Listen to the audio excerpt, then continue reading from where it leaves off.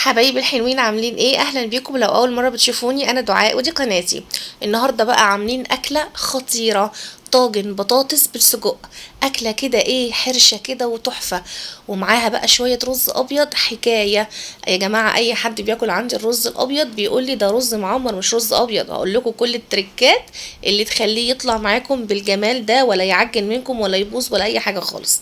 وعايزه اقول لكم السجق بالبطاطس كده اكله لذيذة جدا جدا، وطعمها خطير وريحتها يعني هتجيب اخر الشارع. يلا بقى لايك وشير وسبسكرايب وفعلوا الجرس عشان يوصلكم كل جديد من وصفاتي. وما تنسوش تصلوا وتسلموا على سيدنا النبي عليه افضل الصلاة والسلام. يلا على طول نبدأ في الطريقة بتاعتنا. اول حاجة عندي السجق. انا عندي هنا نص كيلو من السجق، قطعته يعني كل واحدة كده بالنص او زي ما انت عايزة تقطعي براحتك. ونزلت بيهم بقى في المادة الدهنية عندي في الطاسة بتاعتي تكون سخنة جدا، وهحط فيها معلقة من الزيت او السمنة، دي حاجة حسب رغبتك، مش كتير لان السجق بيبقى فيه نسبة دهون فبتنزل. بديله بقى كده تشويحة، واول ما بيتحمر معايا ويتشوح كده اروح نازلة على طول بقطعه كده بصلتين، مقطعاهم زي ما انتم شايفين كده حلقات معايا، وانزل بالبصل وادي كده للبصل والسجق مع بعض كده تقليبه لغايه ما البصل معايا يبدا يدبل. اللهم صل وسلم وبارك عليك يا حبيبي يا سيدي يا رسول الله.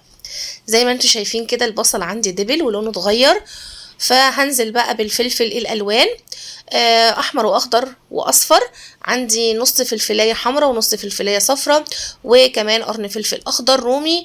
ولو ما بتحبي الحراق كده ايه، اديها قرن فلفل حراق كمان معاهم، هتاخدي طعم خطير. بقلب بقى لغايه ما الفلفل هو كمان يدبل، وبعد كده بنزل بالبطاطس. انا مقطعه حلقات البطاطس زي ما انت شايفه، وكل واحده بطاطس يعني دايره كده حلقه اسمها بالنص علشان تستوي معايا اسرع. فبنزل بالبطاطس هي كمان وبديها تشويحة. شايفين السرعة، شايفين اللذاذة، يعني الموضوع كله بجد سهل وسريع. وفي الحر والجو اللي احنا فيه ده عايزين كده ايه، ندخل المطبخ نعمل الاكل بسرعة بسرعة ايه ونخرج على طول. بس كده نزلت بقى بمعلقة صغيرة من الثوم المفروم، وحطيت التوابل عندي ملح كمون فلفل اسود وكزبرة ناشفة، ورشة من السبع بهارات. واقلب بقى كل الكلام ده لحد اما ريحه التوم بقى كده تطلع معايا واشمها كده، والتوابل كمان تاخد تشويحه حلوه كده وريحتها هي كمان تطلع معايا. هنزل بطماطميتين مبشورين، زي ما انتوا شايفين معايا كده. انا ما كترتش توابل يا جماعه لان السجق بيبقى زي ما انتوا عارفين فيه توابل كتير، فما بزودش توابل كتير قوي. بس كده بعد ما نزلت بقى بالطماطم واديتها تشويحه زي ما انتوا شايفين كده، الطماطم مش كتير خالص زي ما بقول لكم، هما طماطميتين كده حلوين يعني متوسطين. بعد كده بقى هنزل بحوالي كوبايه ميه، من كوبايه لكوبايتين على حسب، لغايه ما البطاطس معايا بتستوي. هدي كده تقليبه. خلاص كده اكلتنا بقى جهزت وبقت جاهزه وتمام جدا. هسيب بقى البطاطس تستوي كده براحتها، هغطي عليها وهسيبها تستوي براحتها، وارجع ابص عليها من وقت للتاني وهدي النار علشان ما تشطش مني، علشان انتوا عارفين الخضار ممكن لو النار عالية يشيط بسهولة. شايفين بقى الجمال؟ بص اديتها تقليبه كده ازاي من وقت للتاني، واشوف البطاطس لو قربت تستوي، لان الخضار ده بينزل ميته فانا ما بحطش ميه كتير. لقيتها لا لسه شويه بغطيها واسيبها تكمل، محتاجه شويه ميه بزود مش كتير يا جماعه. انا قلت لكم بتاخد من كوبايه لكوبايتين مش اكتر من كده. على ما البطاطس بقى تستوي هعمل الطشه اللي هحطها على السجق، وهتنقل بقى الطعم في حته تانية خالص.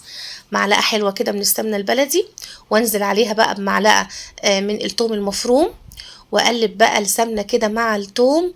ويا سلام بقى على الريحه يا جماعه خطيره. حطيت بقى رشه ملح مع الثوم كده، واقلب بقى الثوم لحد ما يبدأ في انه يتحمر معايا زي ما انتوا شايفين معايا كده. بس كده الثوم هياخد لون ويتحمر معايا، اروح على طول بقى فاتحه الغطا. بصوا الريحه خطيره، اروح نازله بقى بالتومه بتاعتي وبس كده. اخد بقى ايه البهاريز دي اللي في الطاسه ما اسيبهاش، ما اخليش حاجه، واروح نازله كده. وبعد كده بقى تقليبه كمان واسيبها تاخد غلوتين كده وخلاص، واغطي عليها واسيبها تاخد غلوتين مع التومه كده، وبعد كده بقى اطفي عليها. بجد الريحه تجنن. اللهم صل وسلم وبارك عليك يا حبيبي يا رسول الله. وبس كده اكلتنا خلصت يا جماعه، سهله وسريعه ولذيذه جدا جدا جدا. بس كده بقى عايزه بقى تاكليها بالشكل ده، يعني تمام زي الفل. بس بقى انا ايه هدخلها الفرن كمان تاخد لون كده وتتحمر، ويبقى شكلها كمان احلى واحلى. جبت بقى الطاجن كده اللي هدخله الفرن، وهنزل كل الكلام الحلو ده بقى فيه كده بالشكل ده زي ما انتم شايفين معايا. والفرن بتاعي طبعا بيبقى مسخن مسبقا على درجة حرارة 180، يعني درجة حرارة متوسطة. وهبدأ بقى في ان انا ادخل الطاجن الفرن علشان يتحمر وياخد لون بقى ويتكتك كده، ويبقى شكله وطعمه خطير. يلا بعد كده بقى هنعمل الرز على ما الطاجن بتاعنا يطلع من الفرن. بجيب الحلة بتاعتي وبنزل فيها كده بمعلقة من السمنة البلدي، وهنزل بعد كده بحوالي كوبايتين من الرز، واقلب بقى في الرز كده واشوح فيه مع السمنه البلدي كده لحد ما يتفلفل معايا كده ويخرص كده ويبقى ما فيهوش اي ميه خالص. بقى اقلب فيه بس لونه يفضل ابيض يا جماعه زي ما هو لونه ما يتغيرش. ياخد بقى التشويحه التمام كده، وهنزل عليه باربع كوبايات من الشوربه.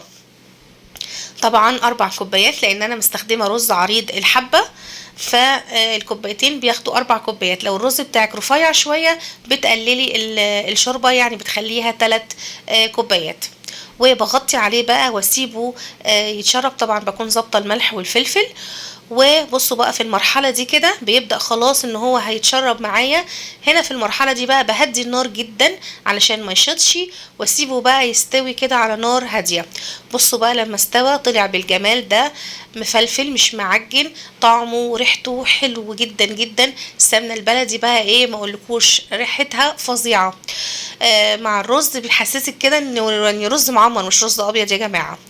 بس كده والطاجن بتاعنا خرج من الفرن اخد لون زي ما انتم شايفين خطير ازاي، وطالع بقى يعني تحفه. بصوا جماله، يعني بجد خطير. جربوه بجد، انا واثقه انه هيعجبكم جدا جدا جدا. أكلة سهلة سريعة لذيذة، هتعجب ولادك جدا، مش هتاخد أي وقت منك خالص خالص خالص. ويعني وجبة كاملة متكاملة كده زي ما بنقول فيها كل حاجة. بس كده جماعة، يعني بصوا اللون، بصوا الرز عامل ازاي مع السجق، بجد خطير. يلا جربوا الوصفة، وان شاء الله انا واثقه انها هتعجبكم جدا جدا جدا. هستنى رايكم وتعليقاتكم وتطبيقاتكم، لان بجد رايكم بيهمني جدا وبيفرق معايا جدا جدا. لو عايزين اي وصفه قولولي في التعليقات وان شاء الله هعملها لكم. وما تنسوش اللايك والشير والسبسكرايب وتفعلوا الجرس عشان يوصلكم كل جديد من وصفاتي على القناه. وطبعا ما تنسوش الصلاة والسلام على أفضل وأشرف الخلق سيدنا النبي عليه أفضل الصلاة والسلام. يلا بقى باي باي، ونتقابل في فيديوهات جاية كتير مع بعض إن شاء الله. يلا باي باي حبايبي.